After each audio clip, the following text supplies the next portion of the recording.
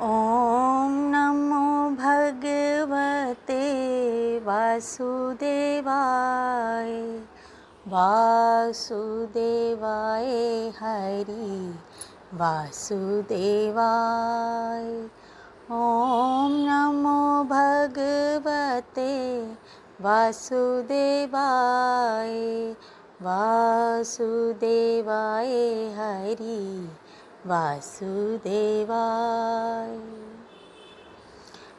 अजा एकादशी व्रत कथा। भाद्रपद कृष्ण पक्ष। कुंती पुत्र युधिष्ठिर बोले कि हे जनार्दन, अब आप मुझे भादों की कृष्ण पक्ष की एकादशी के बारे में बतलाइए। उस एकादशी का नाम तथा उसकी विधि क्या है, सो विस्तार पूर्वक कहिए। श्री कृष्ण भगवान बोले कि हे युधिष्ठिर, भाद्रपद की कृष्ण पक्ष की एकादशी को अजा कहते हैं। जो मनुष्य इस दिन भगवान की भक्ति पूर्वक पूजा करते हैं तथा व्रत करते हैं, उनके समस्त पाप नष्ट हो जाते हैं।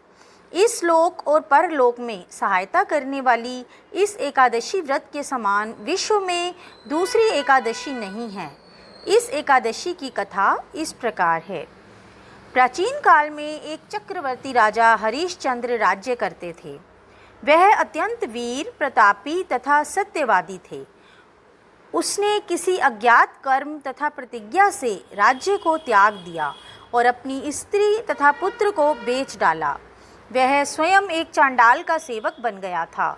उसने इस चांडाल के यहाँ कफन लेने का काम किया, परंतु उसने इस आपत्ति के काम में सत्य को न छोड़ा। जब इस प्रकार रहते हुए उनको बहुत वर्ष व्यतीत हो गए तो उसे अपने इस नीच कर्म पर बड़ा दुख हुआ और इससे मुक्त होने का उपाय खोजने लगा। वह उस जगह सदैव इसी चिंता में लगा रहता कि मैं क्या करूं।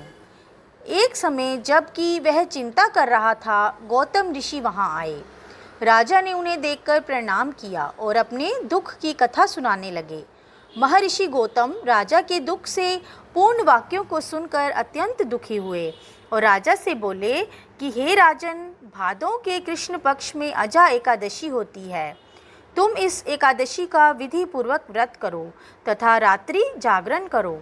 इससे तुम्हारे समस्त पाप नष्ट हो जाएंगे। गौतम ऋषि राजा से इस प्रकार कहकर अंतर ध्यान हो गए। हे राजन, यह सब अजा एकादशी के व्रत का प्रभाव था।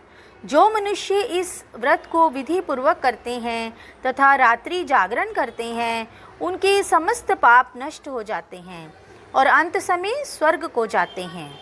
इस एकादशी की कथा के श्रवण मात्र से ही अश्वमेध यज्ञ का फल मिलता है। प्राणी को ईश्वर के प्रति पूरी निष्ठा रखनी चाहिए। कठिन परिस्थितियों में भी जो सत्य का मार्ग नहीं छोड़ते, वे स्वर्ग के अधिकारी होते हैं।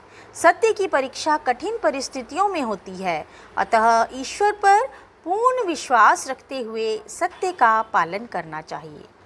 तो बोलिए, श्री हरि विष्णु भगवान की जय।